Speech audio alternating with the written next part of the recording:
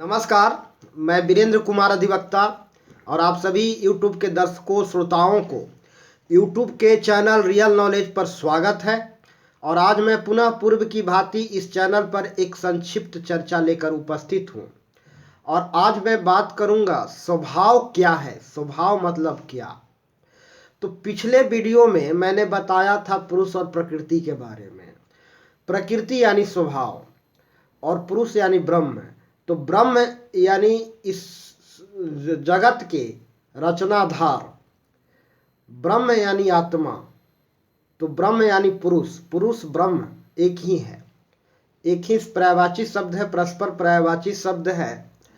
और प्रकृति means nature, जिसको इंग्लिश में इसका पर्यायवाची है नेचर, यानी स्वभाव। प्रकृति का मतलब स्वभाव भी होता है।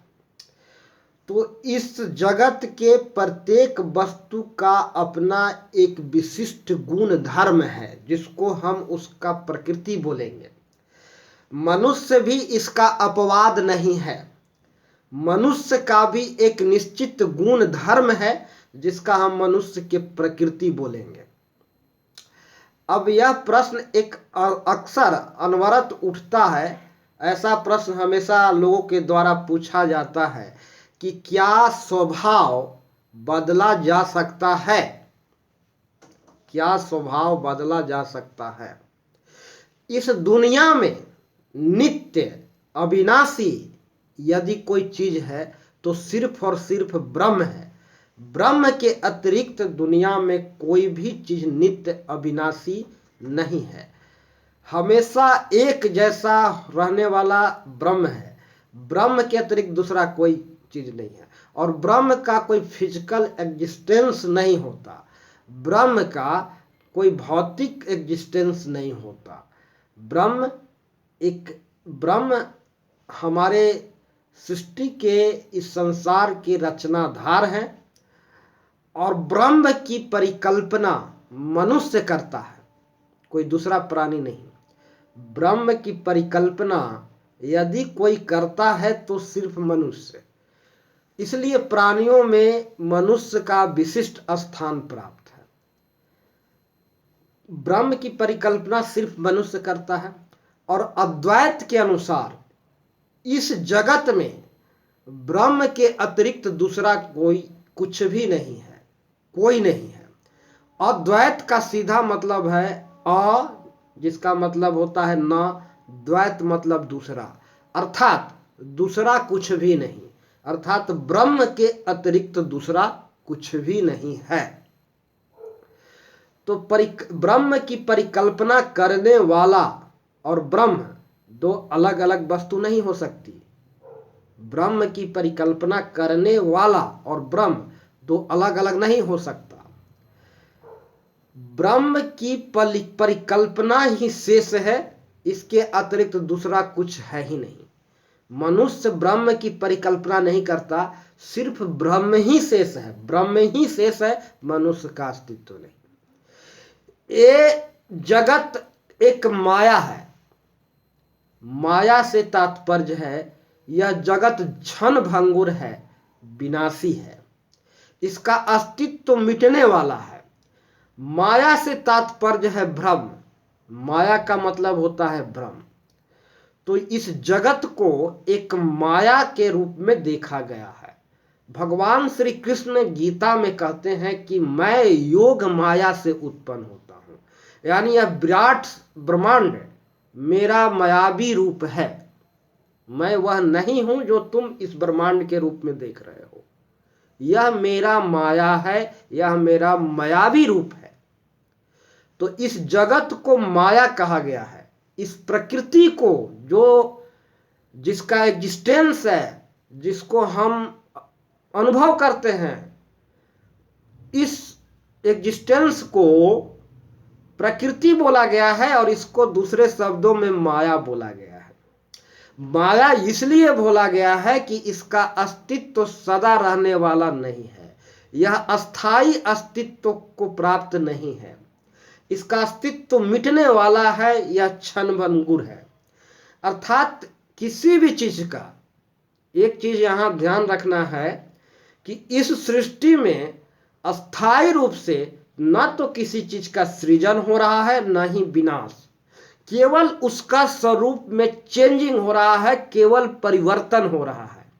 और यह परिवर्तन को ही हम विनाश नाम देते हैं। इस परिवर्तन को ही हम विनाश नाम देते हैं।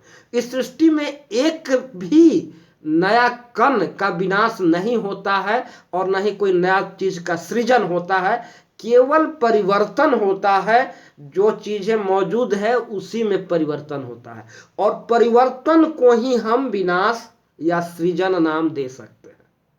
परिवर्तन को ही या तो हम विनाश नाम दे या सृजन नाम दे। तो इस दुनिया में, इस जगत को माया बोला गया है कि यहां सब चीज परिवर्तनशील है। यहां कोई चीज भी अस्थाई अस्तित्व स्वरूप रखने वाला नहीं है, कोई चीज अस्थाई स्वरूप रखने वाला नहीं है। मनुष्य का जीवन प्रतिक्षण प्रतिपल बदल रहा है। बचपन शैशव अवस्था से लेकर के वृद्धा अवस्था तक मनुष्य परिवर्तनशील परिवर्तित होते रहता है। इस पृथ्वी का स्वरूप भी बदल रहा है।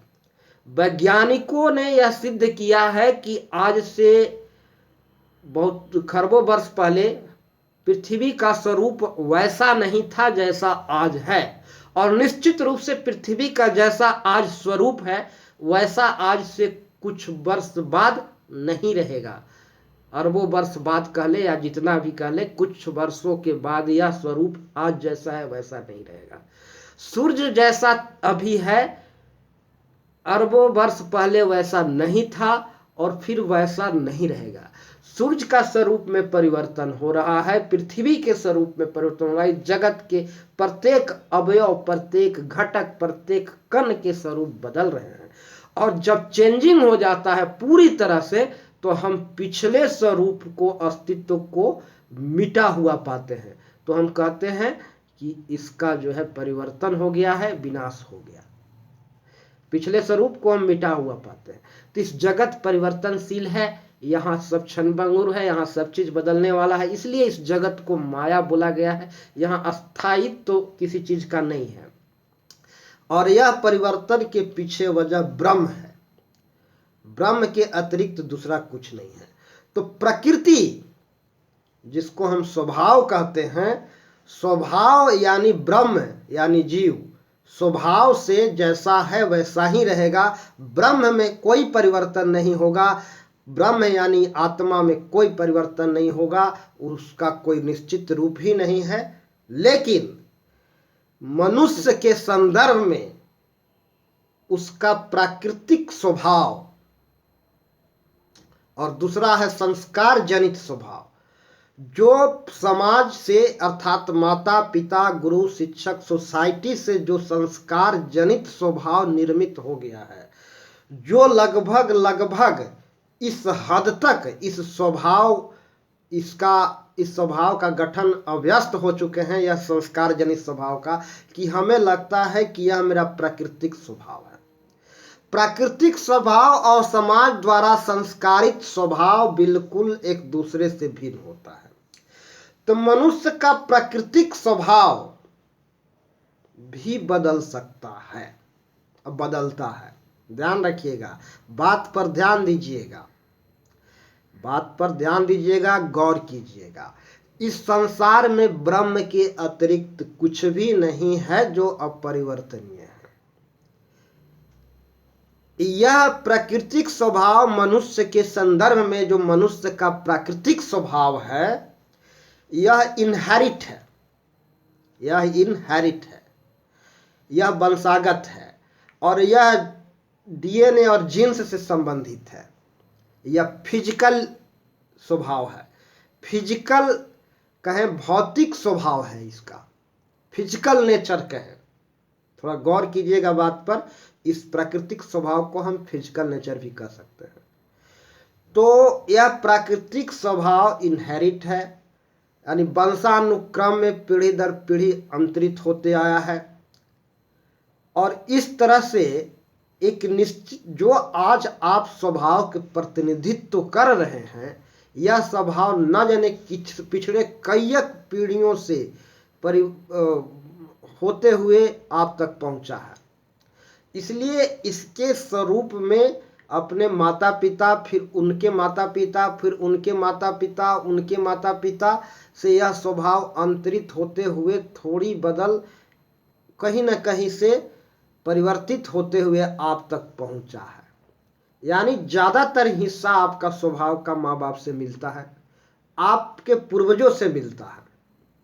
स्वभाव का ज़्यादातर हिस्सा आपके पूर्वजों से मिलता है, तो इनहेरिट है, बदला तो है, एग्जैक्ट वैसा नहीं है जैसे कि हमारे पूर्वज थे, और हमारे भी वंशज वैसा एग्जैक्ट नहीं होगा जैसा कि हम हैं। ध्यान दीजिएगा, गौर कीजिएगा। तो प्राकृतिक स्वभाव जन्म जन्मांतर से कईयक पीढ़ी से अंतरित होते हुए आया है, और यह एक जन्म में बदलेगा ऐसा संभव नहीं है। तो प्राकृतिक स्वभाव जैसा है मोटे तौर पर वैसा ही रहेगा, लेकिन समाज के द्वारा संस्कारित स्वभाव, समाज में शामिल है अभिभावक, माता पिता, गुरु और शिक्षक। समाज द्वारा संस्कारित स्वभाव निश्चित रूप से बदलेगा और बदलना चाहिए, नहीं तो इंप्रूवमेंट नहीं होगा। समाज द्वारा संस्कारित स्वभाव निश्चित रूप से बदलेगा और बदलना चाहिए। स्वभाव से मनुष्य अच्छा है, और इस दुनिया में विभिन्न प्रकार के स्वभाव हैं। मनुष्य विभिन्न प्रकार के स्वभाव वाले मनुष्य हैं, और उसका मूल स्वभाव ही उसके आकर्षण का वजह है। उसके मूल स्वभाव ही उसके प्रति अभिरुचि पैदा कर रहा है। गांधी का मूल स्वभाव के कारण ही लोग गांधी के प्रति आकर्षित थे और लोग गांधी में इंटरेस्ट रखते थे। बुद्ध के उनके मूल स्वभाव के कारण ही लोग बुद्ध के प्रति आकर्षित थे, बुद्ध से प्रेम करते थे। वर्धमान महावीर के उनके मूल स्वभाव के कारण ही वर्धमान महावीर में लोग इंटरेस्टेड थे और महावीर से प्रेम करते थे और उनके प्रति आकर्षित थे, उनके मूल स्वभाव के कारण। स्वभाव में कोई दोष नहीं है। समाज द्वारा संस्कारित स्वभाव में दोष हो सकता है और दोष है, तो परिवर्तन सिर्फ समाज द्वारा संस्कारित स्वभाव में ही होगा और होना चाहिए, तभी इंप्रूवमेंट होगा। और आज मैं स्वभाव के संदर्भ में इतना ही आज आप लोगों के समक्ष मैं बताना चाहूँगा, और नेक्स्ट वीडियो में और इसके विषय में बात करूँगा। और आज मैं अपनी चर्चा को यहीं विराम देता हूँ, और आप नेक्स्ट वीडियो को इंतज़ार करें और नेक्स्ट वीडियो को अवश्य देखें। मैं नेक्स्ट चर्चा में स्वभाव के बारे में और विस्तार से बातचीत करूँगा, और साथ ही मैं समस्त दर्शकों से निवेदन करना चाहूँगा कि यदि मेरी बातें पसंद आए तो इस वीडियो को और लोगों को, अधिकतम लोगों को शेयर अवश्य करें और चैनल को सब्सक्राइब अवश्य करें। तो नमस्कार, मैं वीरेंद्र कुमार। जय श्री राम।